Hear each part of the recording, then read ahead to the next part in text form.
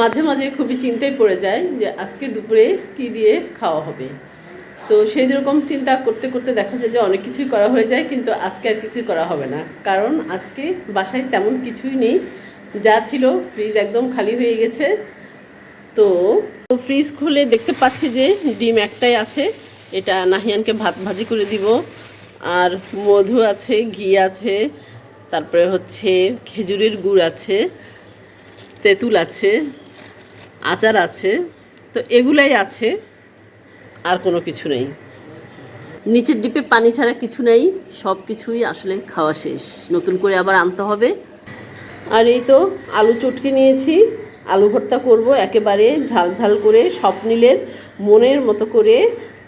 শুকনা লঙ্কা ভেজে রেখেছি, শুকনা লঙ্কা দিয়ে ঝাল ঝাল করে আলু ভর্তা হবে।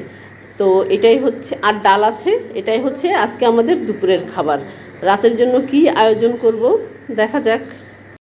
এই তো তৈরি হয়ে গেল আমার মজাদার আলু ভর্তা।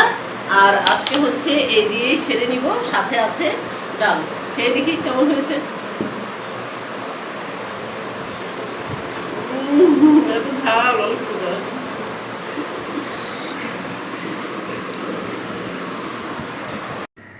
তো মাঝে মাঝে আসলে এভাবেই ম্যানেজ করতে হয়, কিচ্ছু করার নেই।